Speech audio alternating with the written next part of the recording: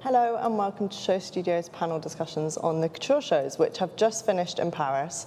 I'm here with a brilliant panel and we're going to be talking about Demna's couture collection, which is also his final collection for Balenciaga after 10 years. Lots to get into. Before we do, I'd love you guys to just introduce yourselves. Hannah, if we can start with you. Of course. I'm Hannah Golter-Watts and I'm the Director of Creative Strategy at Condé Nast.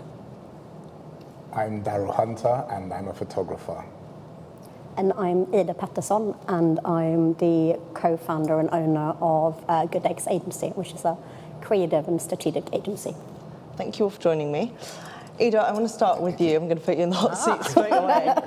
No pressure. We're in a bit of a weird place with fashion at the moment. We're in this kind of waiting game for September, where all of these creative debuts are going to happen. Of course, as I mentioned, this is Demna's final collection before he goes off to Gucci. I think this season at the men's shows and even coming into couture, it felt like there was perhaps a lack of kind of oomph and excitement. Everyone's kind of waiting for September. But where does couture sit in all of this? I mean, it's for about 4,000 clients in the world. Why is it important to the fashion ecosystem? It's a very good question.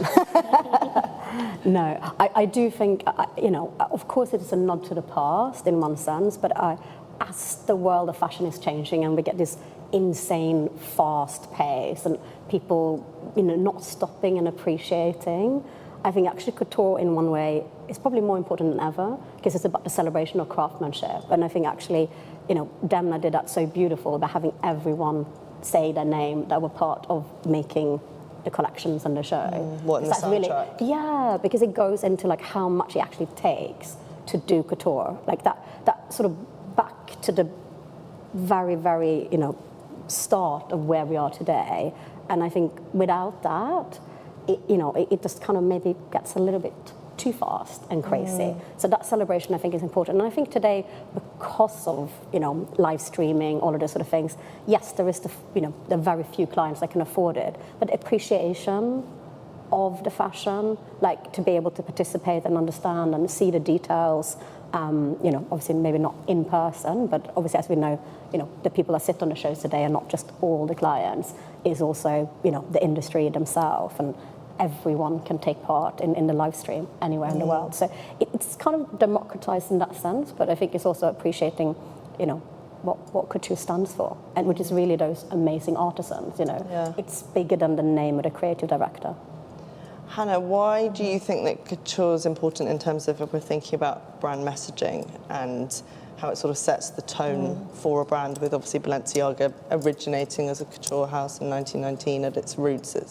It's what it is, but how does it, how as a space do you think it sets, or Demna's used it as a space to set the tone? I think it's almost a sandbox, really. I think when you look at the amazing techniques that maybe you can't do with ready-to-wear, it's really a space to really experiment and push their ideas. I think, especially in terms of textile and construction, that's where you can push it as far as it can be, and almost the purest, in some ways, expression of the brands. I think it's really important from a commercial point of view, almost for the designer to make a statement, even if it's not, even if the total audience aren't necessarily buying into it. I think it's really, still a really important expression of the designer and how they work creatively and how they work with their team. I'm going to do show and tell. I went to the Balenciaga exhibition in Paris. Amazing. Yeah, the Demna archetypes. I think Max has a little picture of this that he can pull up. But it was interesting because it's all about these idea of archetypes, and they have one object after the other, like showwear invites or key garments, both from ready-to-wear and couture laid out. And it kind of got me into this mindset of really thinking about what Demna has done, and maybe that couture, especially, he started doing it in 2021, the couture collections, that it is that space, as you say, where you can do things that you couldn't do in ready-to-wear and set those kind of big ideas, like his obsession with, craft and what you can do, and things aren't always quite what they seem. Daryl, I wanted to ask you, in terms of atmosphere and feeling, when you're outside a Balenciaga show, photographing people coming in and seeing the crowd, and really having, I think you have that kind of distance and perspective because you're actually really focused on those people. And I think that's quite interesting, how that crowd differentiates when you're doing couture Balenciaga versus ready-to-wear Balenciaga. Does the mood feel different? What's the vibe like? I do think definitely it's a different mood, the excitement and the expectation. Like you said, with couture, it sets you apart. It gives you a chance to kind of flex your creative muscles. You're not just focused on commercial viability. It's like you can really pull your craftsmanship and really experiment. So that then translates to the people attending, the expectations of those outside. You're looking for something extra special, something that that you don't normally see, and you get that with couture. The energy, the looks, everything. So I think definitely that translates not just from the runway and the guests, but also those observing and expecting something. I'm interested in, when we're thinking about using this collection to kind of reminisce, I suppose, on 10 years of Demna and the impact he's made. We've talked a lot about what's relevant to couture, what's, thinking about the people going to the show, which is still this kind of small bubble. But what's interesting is that impact that Demna's had beyond the fashion bubble. And I mean, Daryl, I want to start with you and ask you how you feel about that impact beyond just, I think fashion can be quite insular, it can speak to itself, but Demna seems to have, over 10 years, perhaps opened it up and spoken in a different way. But I wondered what your perspective was on that impact of Demna. I mean, that's definitely, I think, one of his strong points. For me, he took something that can seem quite restricted and elitist and closed off, and he turned it on its head.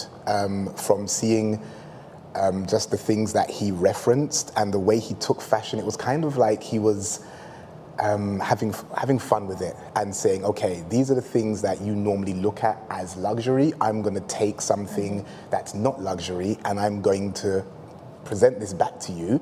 And people loved it. I mean, with the shopping bags, he took something that you could see every day, like at a market or something, then put it in leather, and people loved it. The silhouettes, the puffer jackets, structures, everything for me, he just literally changed what we viewed as pure luxury. And for me, that will be felt for years to come. It's been seen, you have it's a cult following. He just created this whole movement. And it was exciting to watch. It was exciting to see people change, people that would never wear certain things.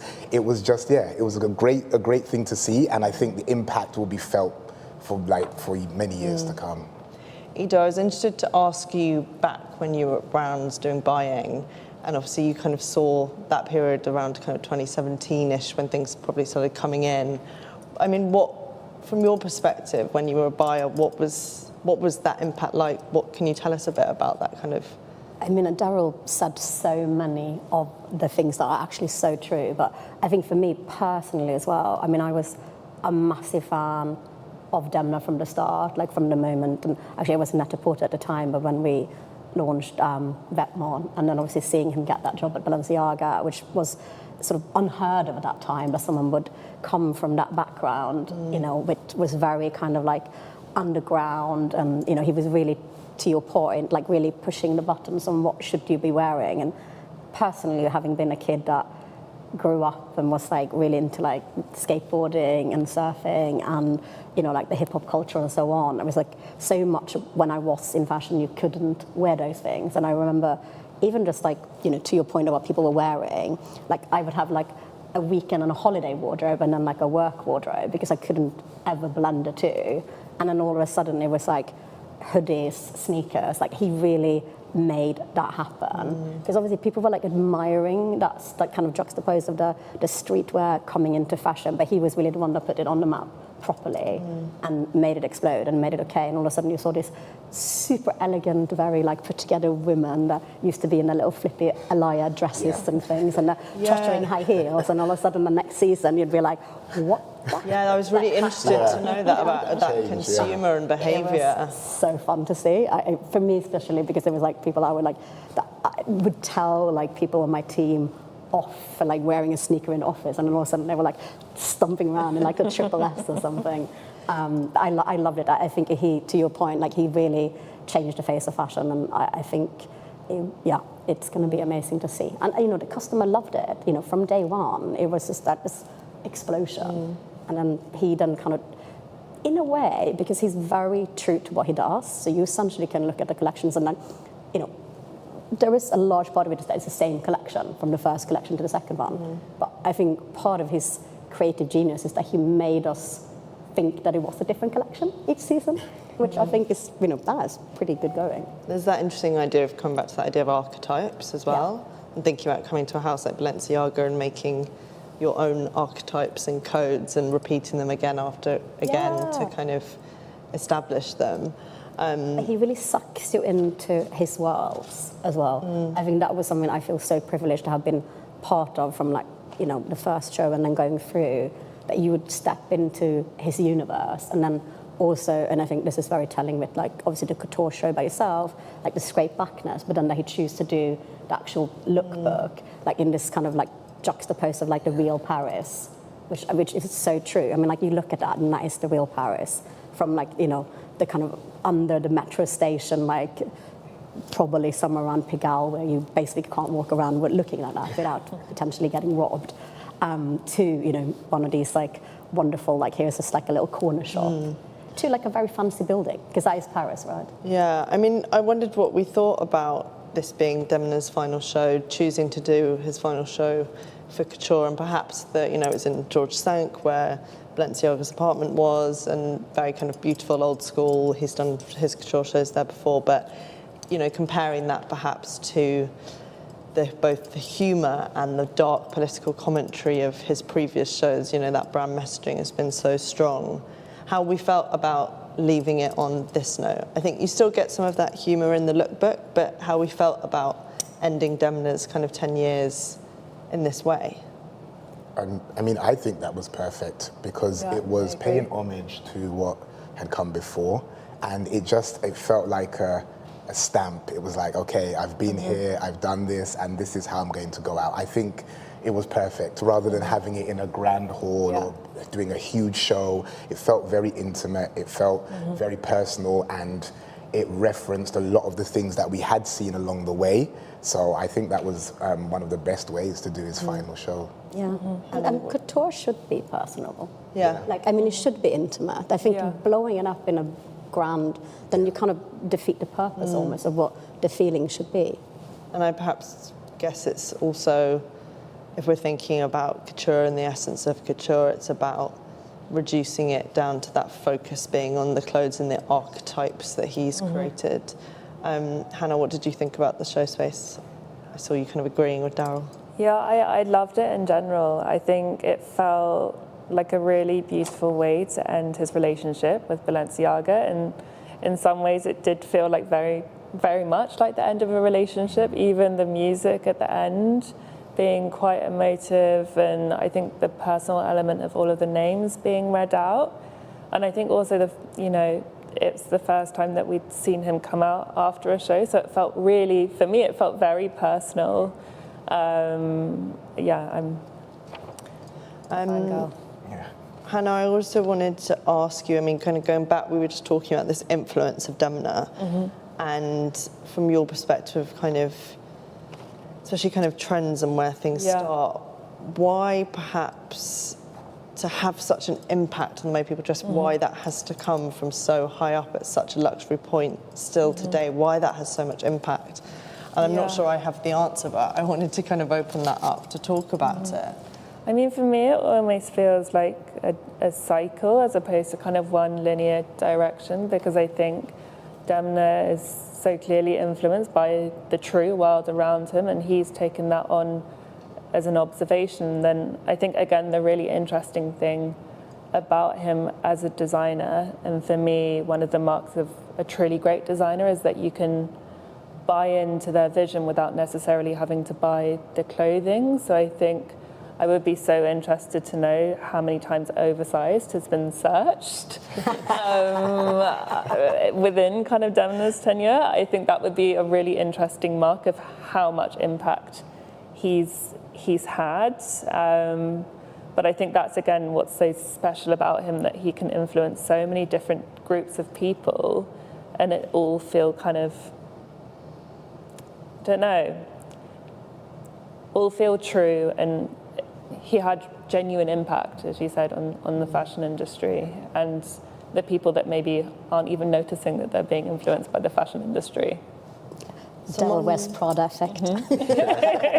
I mean, someone mentioned the idea of kind of humour, and I mean, Dawa, like you mentioned as well, the idea of taking the shopping bag, the IKEA bag. When I was at the Archetypes exhibition, they had the packet of crisps, which he made into a bag, but it's made out of like this leather that he says will last forever. And there's always these kind of, you look a bit closer and it's different, but I wonder what we think about that kind of the provocation of Demna, because it feels intentional, to be like, it's, it is outrageous to make a packet of crisps into a bag, but then when you look closer, it's always kind of having a joke, but at whose expense, which I quite enjoy.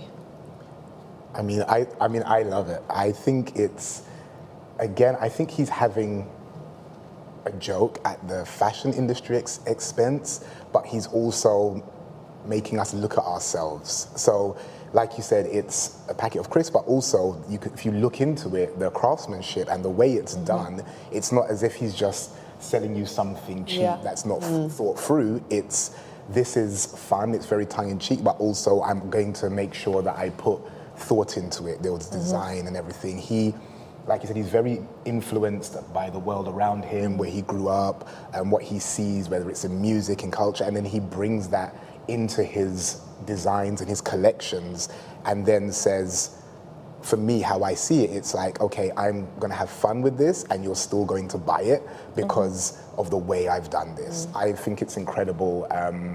It's pretty much genius.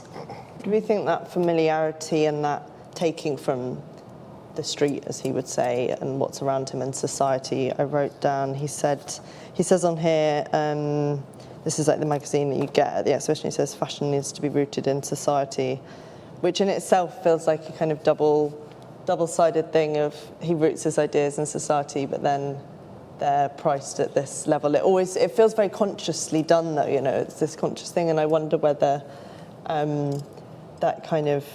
that's where the kind of desire comes from, is that you feel these parts of recognition when you see particularly the ready-to-wear, and perhaps whether that's where the impact has come from, that there is this point of recognition and familiarity. It's taking things that are familiar to us and completely turning them on their heads.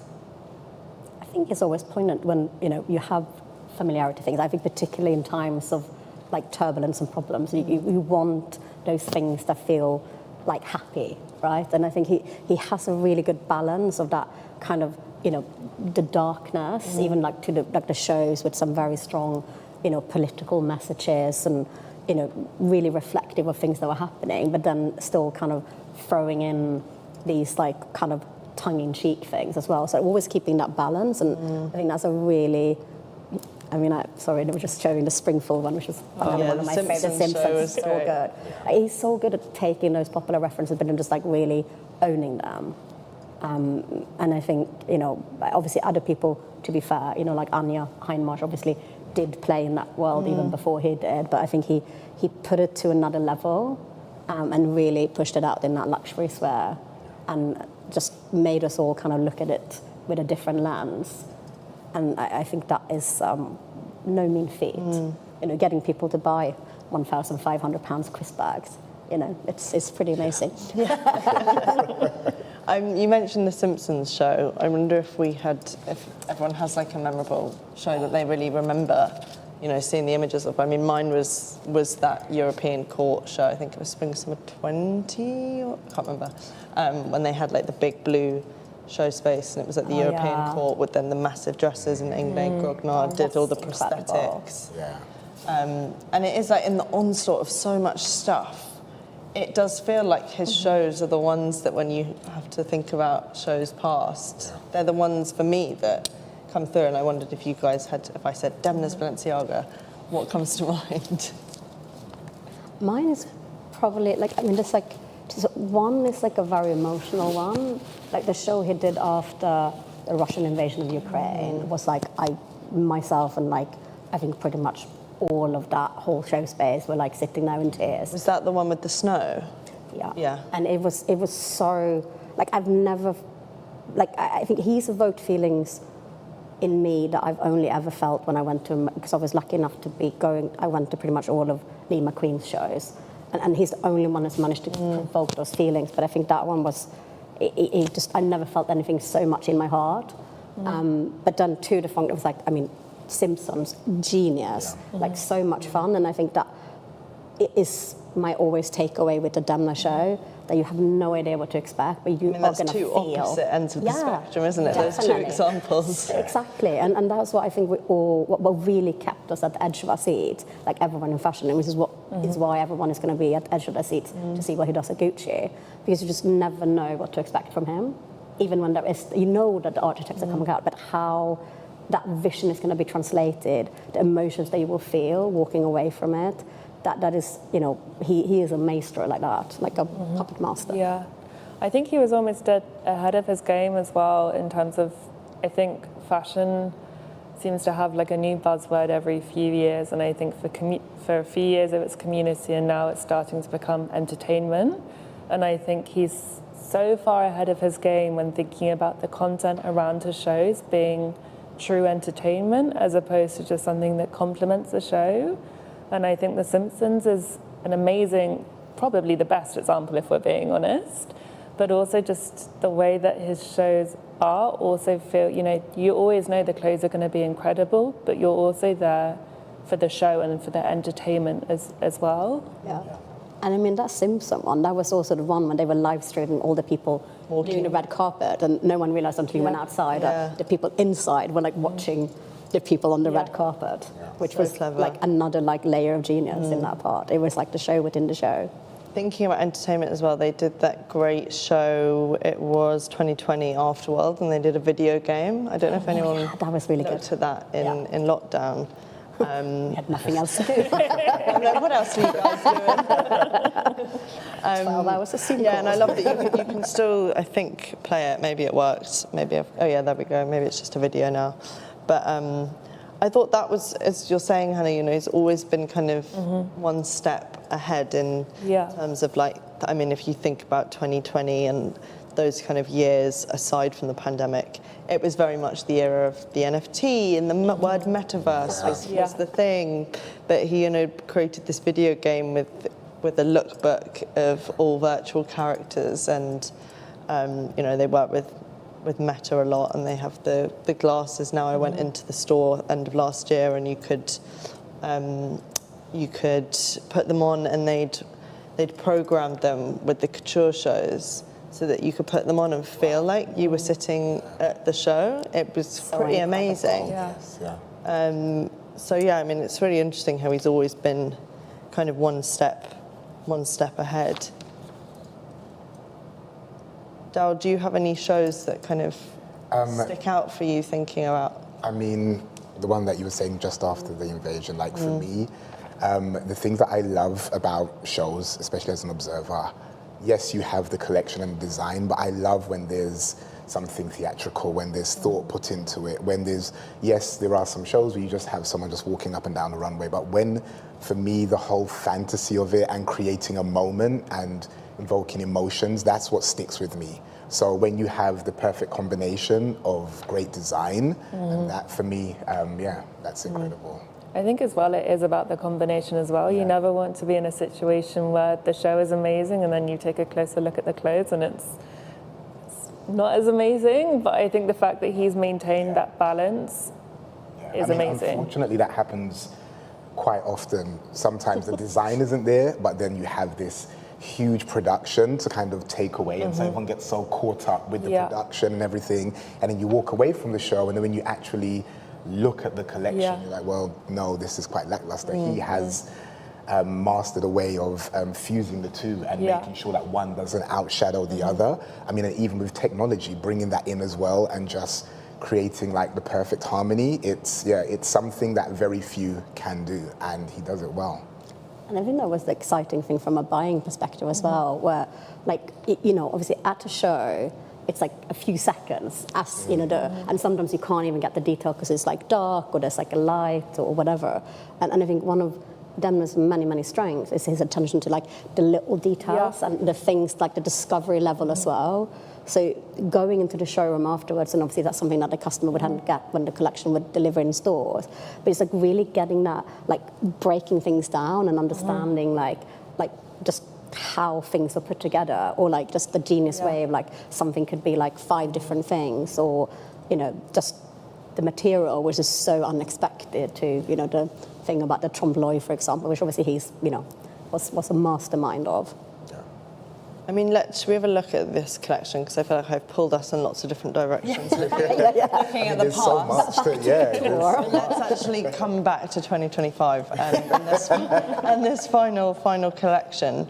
I mean, thinking about all the things that he'd spoken about in the past, we've kind of touched on this, but I wonder if we all had a thought, looking at the lookbook and the show, if there's what Demna is saying this season beyond, is this just a kind of farewell, these are my archetypes, this is kind of consolidating everything I've done and saying goodbye, or is there something more? I mean, I read that he was talking in the show notes a bit about these codes of bourgeoisie dress, so I wondered what we thought about what he was saying this season.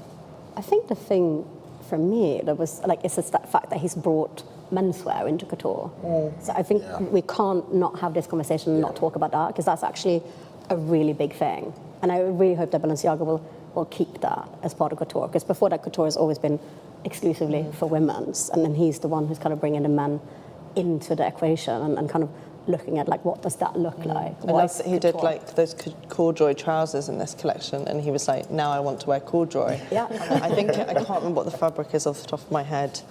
I could look through all these notes, but it will take me a while. But it's like 300 kilometres worth of, not silk, but something that then he's made into corduroy trousers. And it's like, you're saying, how do you take menswear and make it couture and extraordinary? And I think that's like that, like attention to detail, and just knowing that if you were privileged enough to be invited to the ateliers and discover that you just, your mind will get blown again. It's something that seems so simple in some of the silhouettes, for example. You actually know when you get close up, or there is like this genius story behind it in terms of like the yardage or just the manufacturing, which is incredible. What do we think couture should be? Anything you want to be. Yeah, and I guess introducing menswear is an interesting place to think about that in terms of, you know, it's a very strict thing, couture, you know, to be included in couture, you have to meet a load of kind of rules, and there's so many regulations around it, you know, looks are typically one of one, just for one client. But I guess even by just introducing menswear, Demna's really shaken up that space and what you can do with it. I mean, and that's one of the things that I love, because it is so strict and it's seen as like the holy grail, it's the epitome of design and craftsmanship, and he's come in and said, okay, I'm going to play by these rules, but I'm also going to bend them and put my own stamp on it. And like you said, he's now basically forcing us to have the conversation about menswear. And on the surface, someone will just look at some of this collection or even previous collections and think, okay, that's just a tuxedo jacket, that's just a puff. But then when you look into it and the detail and the way, it's just incredible. Like literally actually understanding the story behind it and seeing how it's done. I think this collection, it was a stamp on everything he's done, but it also was like, okay, this is where we are, now we need to build from here. It's like set a platform. Yeah. So yeah, I think this collection, I mean, it's one of my favorites, definitely. Did we have favourite looks? I mean, Ida, before we were talking about that houndstooth look, which is look 8. Look, I mean, Cristobal, like, it's such a wonderful blend of Demna. That's Cristobal. It is one of my favourites. I don't have a favourite, but that is definitely one of them. This is what you'd order if you were a client. Yes, in my chic phase. No, I do love like this sort of thing. This is like my fancy alter ego. And I assume there was a few Chanel hiding in my wardrobe. It's all like hand embroidered paillettes. It's not a tweed. Just so Things stunning. that, what you mentioned, Darryl, that it's all That's about the looking thing, closer. Yeah. Someone just looking at this will just be like, oh, it's a tweed. It just reminds you of something. But then when you delve into it, you realize how incredible it is. Yeah. So beautiful. I loved Isabel look as well. It is so What look like she just in? very simple, chic. but she just like, I mean, also And her having walk. her walk it and do it like that. That's for me, it's incredible. You go back, I'll tell you what look it is, Max. Rather than it's up. 3. What's Yeah. it? 1, 6? 2, 3. Oh no, There we go. 6. Yeah. Yes. Yeah. I mean, like And it her just, walk in the Yeah. show is just like killer. I mean, she's The really attitude. embraced like his like the whole like bourgeois, like just even like how she's holding her hand and like just the the bag just casually, but you just know that bag is like like the next one on that Birkin auction. Can we have a look at the some of the later tailoring looks? Because I think they're interesting, especially again, I think, Darryl, what you're saying is quite interesting in terms of you look at these just as images. Well- Like, okay, but then these tailoring looks are super interesting. They work with 4 family tailors in Naples. And I mean, we were saying, Demna's always after this ultimate technicality in construction. And he spoke a lot about trying to find this ultimate lightness in tailoring. But for these, which one is the bodybuilder look? It's very unexpected. You're like, whoa. Exactly. But for me, even so, I mean, one of my favorites was look 2. Just the structure and the detail, and especially when you see it from the side, it just again reminded me of Cristobal and like literally, for me this was truly Beam on incredible. shoulders. Yes. It's got little horns. I think there's something really evident in this collection, and Edie, you mentioned it earlier, about moulding together the Cristobal codes and the Demna codes, and in those sculptural looks you really see that. There's also a section of dresses towards the end, and there were 10 dresses that he worked on with. He was all about the corset and loosening it out slightly, and I think that's Pink one, that one, the pink, the dream. Like if I was getting married again and I was super rich, beyond my wildest dreams. And I love that a lot of these are in like scuba jersey and things that you wouldn't expect, or My favourite material. Love a scuba jersey. Anything scuba jersey is the best. And he does it so well as well, like throughout the years. that's amazing. And that's a laptop, a gold-plated laptop case. Because why not? Why not? Hannah, did you have a favourite look? I mean, Kismet Timing, this was actually my favourite look, because I think you see it, and to go back to everything that we've spoken about, you see things from a distance and they look beautiful, but Demna being Demna, the closer you look, they're more amazing. I kind of look at that and I'm like, how has this come to life? And I think those are the questions that, ideally you want to be asking after a couture show. You've got to mention Kim K as well. Oh my God, yeah. Yeah. I mean, like Nine. me, I'm like, I'm a big fan anyways, and it's so great to see her being reimagined. She was Marilyn Monroe and now she's Elizabeth Taylor. And the jewellery, like, fantastic. This is, like, to me, it's like Kim at her best. And then this is meant to be faux fur, but it's actually all feathers embroidered. That movement when she walked of the coat, it's got a life of its own. It's incredible. And you know that they stitched her into that dress. Did they? I'm sure they did. She likes to be stitched into a dress. She likes to get stitched in.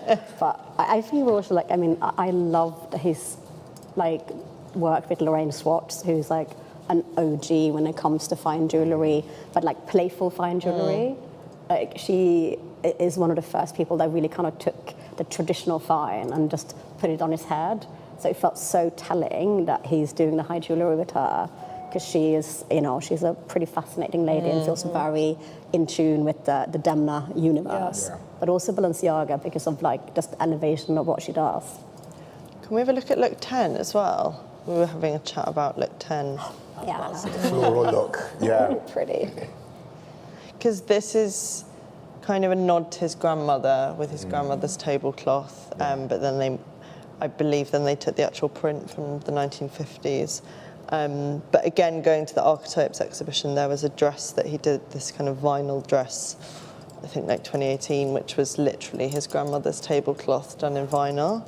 Yeah. And I thought that was really nice. I can find it in here. I thought that was nice again to like have this kind of nod to things that he'd done before and to personal elements, but done in a way that's not necessarily on the nose. I also love when he, because he's so known for, doing a lot of black, right? And quite sort of severe. So when he gets playful with flower prints, to me, that's always like, I'm a colour person anyway, so for me, this just like makes me happy. Yeah. Just seeing that. But he does it he really owns like how to make all the, now disregarding that beautiful couture look, because that is very still like extremely feminine. But like in the past, the way that he's done his flowers is actually in a way more kind of avant-garde, like put it on his head. Because it's not your beautiful, I live in the Hamptons and I'm skipping down the road, in my floral dress, or I'm going to, the races in a floral dress. It's just like, it's like the Demna way, whether it's like the slit hair or I love this collection. vinyl. This was one of my favourite collections. Yeah, This was, I feel, one of those when I really was like, ooh, Demna, interesting. And they had the panther trousers. Oh, so good. Sock boot. I love it. Yeah. I was like, it's like one of the biggest problems having owned so many thigh-high boots. It's like that it's so unchic when you walk down the street, because all of a sudden you're like, damn it, it's like they're falling down. And I'm like, okay, genius. Just make it all into one. And also it's so much easier for when you go to the bathroom. Not to be unchic. But if you go to someone's house and you have to take your shoes off, then This is a problem. You better have shaved your legs for that one. Or making a grand statement. We had a few questions in, and someone asked about the couture collection. Who do you think will wear this? Or maybe we could perhaps open it up to generally Demna and where we are with Demna in the industry. But who do you think would wear this?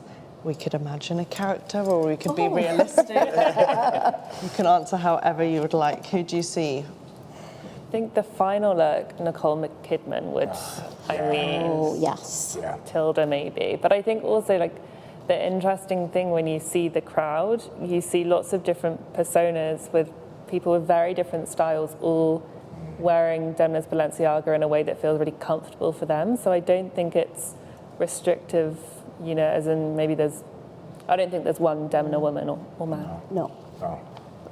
But I'm saying it's that kind of like very, like in a wonderful, like, like a Helena Bonham Carter sort of, to that great reference as well. But like that woman who just like really, Amanda, of course, she is like a Chanel muse, but like I could also see this very Amanda Harlick, like that kind of like, people that like, Isabella Blow, if she was still alive, that sort of like amazing, I own my own character and I'm not afraid to stand out. Like, How did we feel about Mrs. Bezos being at the show? Did we see that? Oh, I just thought that was quite interesting. Show invitation to have her there. Maybe she's the next one that's going to be made into, like, remember, like, if we all hark back to those days where, like Kim was vilified and no one wanted to invite her to anything. And then all of a sudden she popped up with Givenchy, and then obviously she became like this big Balenciaga muse. I always love when someone like does something like that and it's like so unexpected and everyone is like, oh my God, what is this? Maybe that was his final laugh. This is what I'm thinking. That's what I was thinking. But I'm also like, if anyone can afford those outfits, hello. Yeah. She definitely has the wallet for it. Was there anything in this collection that we didn't like, that didn't hit right with us, or that we weren't, that we could have done without, or weren't sure about? Or were we blown away by it?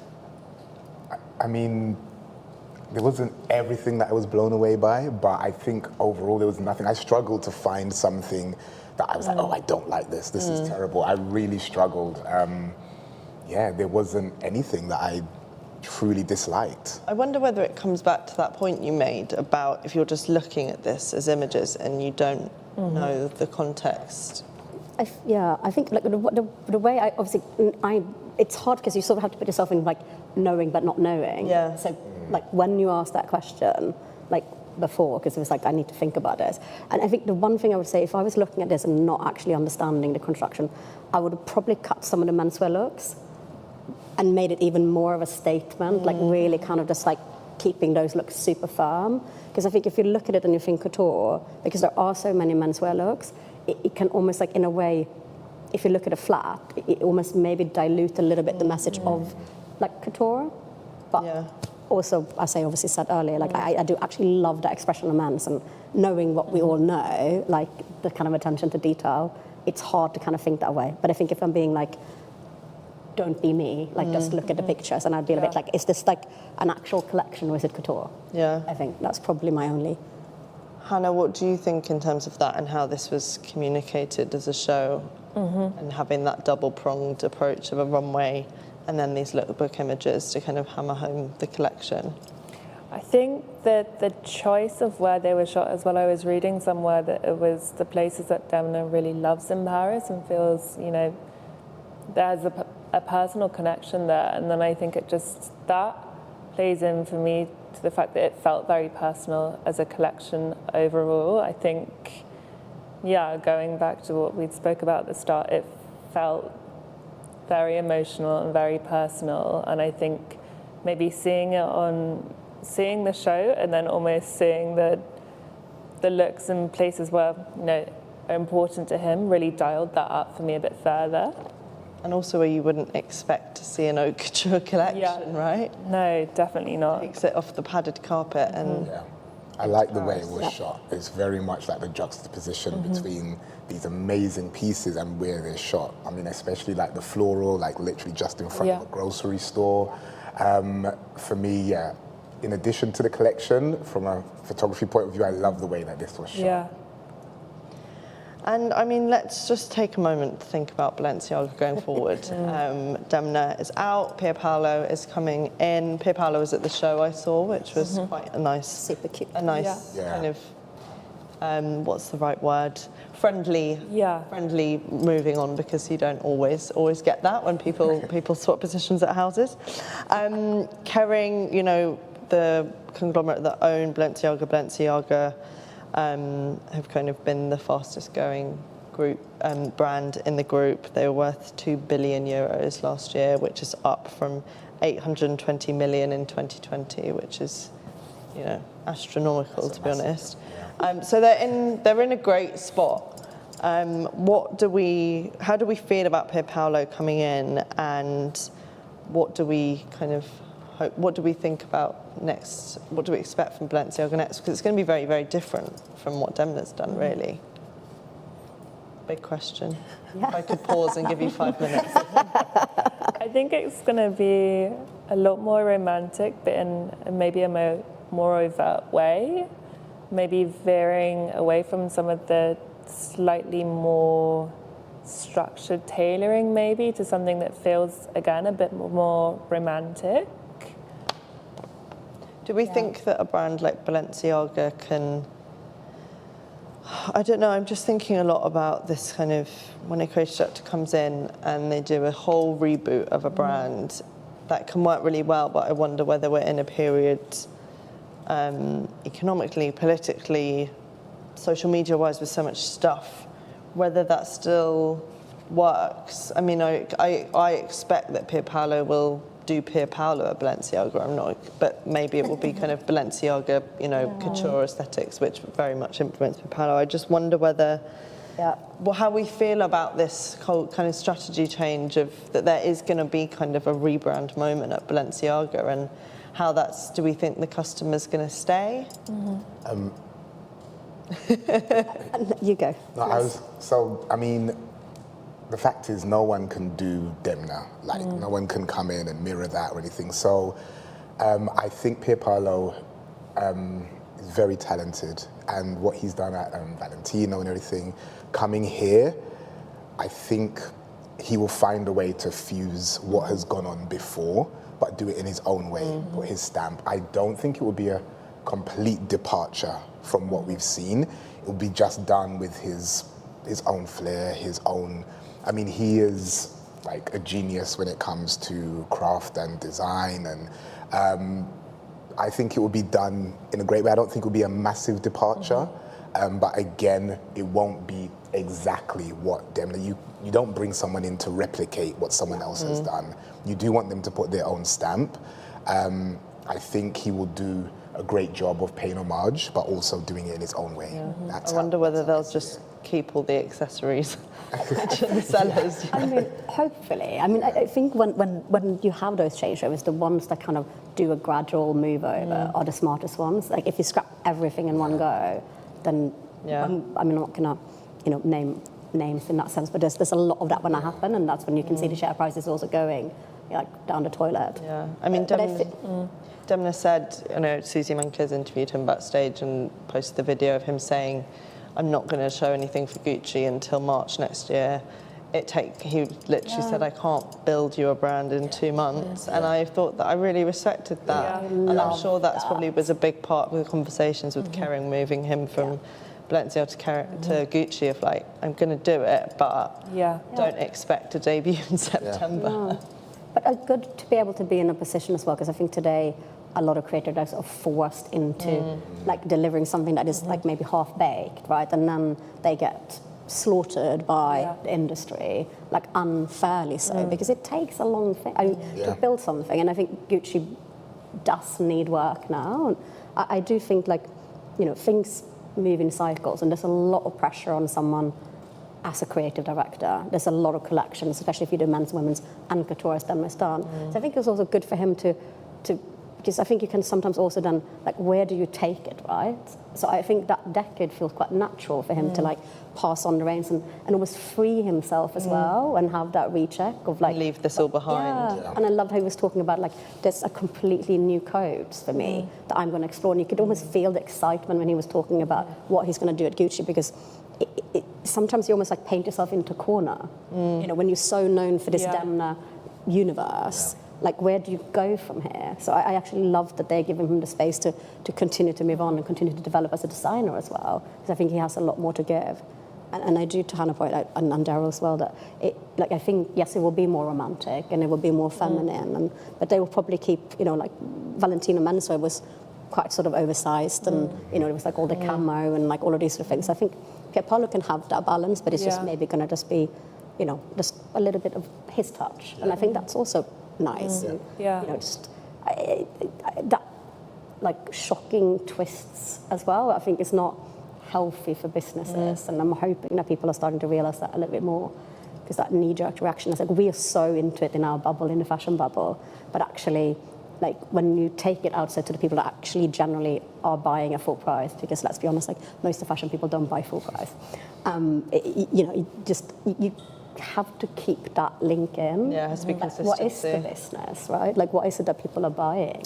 And I think sometimes we get so, like, stuck in, like, chasing new, and I think that's also back to what I said in the beginning about couture, like, why it is important to celebrate craftsmanship, to celebrate when it takes time to do something. Yeah. And I think the fact that he is one of those people that really knows how to do that is why we love him. Really interested to see how the content and the campaigns evolve as well, because I think Demna has such a specific vision, and I think the clothes have been such a statement, the shows have been such a statement, but the content, if you kind of look at that as well, that feels like very much of a statement too. And is that going to continue? How is that going to evolve as well in tandem with the clothes? It's very like full picture communication, that kind of and again, Daryl, you were saying this earlier about that cohesion between collection and brand communication, and Demna's really done that, like, watertight for 10 years. So I think, that will be really interesting to see how that evolves. Final question, which is a question from the public. In 10 to 20 years, are we going to read about Demna in the history books, and in what way? I feel like we've answered that in a sense. I was like, I mean, what history books? I mean, definitely. In the fashion history book. Yes. Even now, as we have, like, you'll have exhibitions, whether at like V&A or the Tate, and you're looking back at collections and celebrating someone's career. I mean, without a doubt, I think we will be looking back, and it will be shown, I think, as a shift. It'll be like, in this period, Yeah. this is what was happening, and this is what changed. This then created or spawned a whole new generation of designers and looks. And I think the same way that we look back at whether it's Margiela or anything like that, we will be looking back, and I mean, we're already doing it now, and looking back at his career and seeing what has changed and what has influenced other brands, or influenced the street, or influenced people who wouldn't normally wear these things. So yes, definitely, I think 10, 20 years we'll still be looking back at this as a pivotal moment and celebrating, and maybe even understanding better things that we don't understand in the moment, or things we take for granted. Yeah, I think definitely. Any other closing thoughts? I agree. I hope I'm reading those history books. There's an audience for those. Yeah. Okay, fab. Well, let's leave it there. Thank you so much for joining us. We'll be back on Monday with a Margiela panel, so we will see you then. Thanks. Thank you. Thank you. Thank you.